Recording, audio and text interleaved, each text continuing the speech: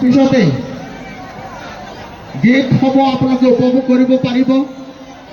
ইয়াৰ মাজতে আপোনালোকৰ সমিতিৰ পৰা বিনম্ৰভাৱে অনুৰোধ জনাইছোঁ আপোনালোকে যাতে আমাৰ এই পৰিৱেশ বিনিষ্ট নকৰে কোনো পধ্যে। আপোনালোকে নাচক ফূৰ্তি কৰক, কিন্তু পৰিৱেশ যাতে বিনিষ্ট নহয় তাৰ প্ৰতি আপোনালোকে লক্ষ্য ৰাখিব। আৰু আমি সমিতিৰ তৰফৰ পৰা আপোনালোকক বিনম্ৰভাৱে অনুৰোধ জনাইছোঁ পৰিৱেশ যাতে বিনিষ্ট নহয়। ধন্যবাদ।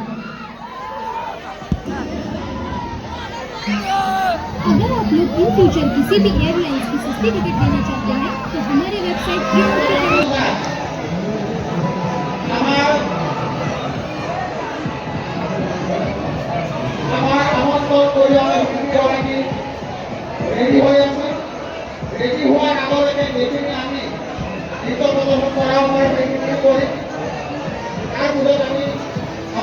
জানিব পাৰিছোঁ যে ইয়াত বিশেষকৈ বাসন্তী পূজা আৰম্ভ হৈছে।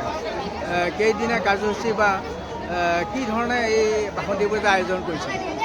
চাওক, এইটো আমাৰ ৰৌতা অঞ্চলৰ ৰৌতা বাগান গাঁৱত এইবাৰ এই বাসন্তী পূজাটো ৭৫তম বছৰ হৈ গ'ল।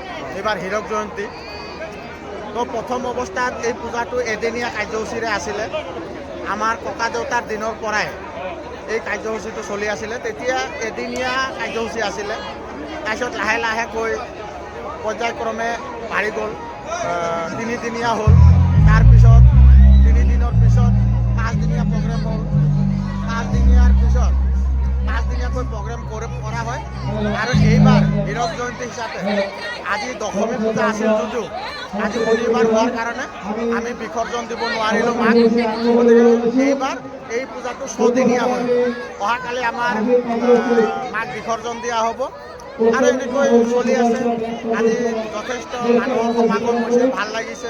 আমি এডভাৰটাইজ কৰিছিলোঁ যে আপোনালোকে আহক, যিহেতুকে এইটো ৰৌতা অঞ্চলৰ ভিতৰত এটা বৃহৎ মেলা অনুষ্ঠান আৰু এই অনুষ্ঠানটো সকলোৱে উপভোগ কৰে। আপোনালোকে দেখাই পাইছে আজি যথেষ্ট মানুহৰ সমাগম হৈছে আৰু প্ৰত্যেক বছৰে এই বসন্ত উৎসৱটিত মানুহ আহে।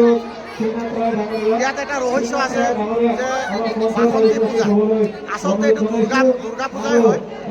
এই দুৰ্গা পূজাটো বসন্ত কালত শ্ৰী ৰামচন্দ্ৰই যেতিয়া যুদ্ধত গৈছিল, সেই ৰামচন্দ্ৰই যেতিয়া যুদ্ধত গৈছিল, যুদ্ধত ৰাৱণহঁতক পৰাভূত কৰিবৰ কাৰণে মা দুৰ্গাৰ পূজা কৰিছিল। আৰু মা দুৰ্গাৰ সেই বসন্ত কালত পূজা কৰাৰ কাৰণে এই মাৰ আন এটা নাম বাসন্তী বুলি মানে জনাজাত হৈছিল। আৰু সেই তেতিয়াৰ পৰাই আমাৰ অসমৰ বিভিন্ন ঠাইত এই মা বাসন্তী পূজা চলি আছে।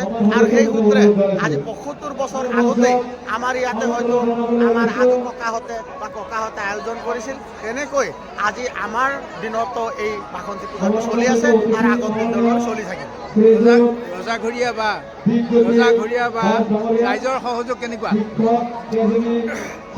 ৰাইজৰ সহযোগ যথেষ্ট আছে, কিন্তু আমি যিবিলাক ৰাজনৈতিক দলৰ পৰা যথেষ্ট সহায় পাব লাগিছিল যদিও আমি তেনেকৈ পোৱা নাই। আমাৰ দুই এজন মানুহে সহায় সহযোগ কৰিছে, আমাৰ স্থানীয় বিধায়কে যথেষ্ট সহায় কৰিছে, কিন্তু আমি ৰাজনৈতিকভাৱে যিমান সহায় পাব লাগিছিল বা চৰকাৰৰ পৰা আমি যি সহায় পাব লাগিছিল তেনেকুৱা ধৰণৰ আমি সহায় পোৱা নাই। এয়া সম্পূৰ্ণ ওচৰে পাজৰে যিবিলাক গাঁও, এই গাঁৱৰ পৰাই মানুহে যি ২-৪ পইচা কৰি বৰঙণি যোগায়, সেই বৰঙণিৰে এই ৫দিনীয়া কাৰ্যসূচীৰে এই অনুষ্ঠানটি কৰা হয়। ধন্যবাদ। সাবস্ক্রাইব করে দেবো, হাঁটি করে এই আমার দাদু যাতে সাবস্ক্রাইব হয়ে যায়, জলদি মনিটাইজেশন পাই যায়, আর্নিং কৰিব পাৰে। এয়া বহুত মানুহ আহিছে, এটা মেলাত আহিছে। এয়া আমাৰ পৰহি মতাই আৰু কিবা লগৰ কমিটি আছে ইয়াত পৰহি আমাৰ থেংক ইউ। আমার দাদা চ্যানেলটো সাবস্ক্রাইব করে দিও জলদি, যিহক মনিটাইজেশন পাই যায়, আমার আর্নিং হয়ে যায়, বাস আমি এটি কৈছোঁ। Thank U.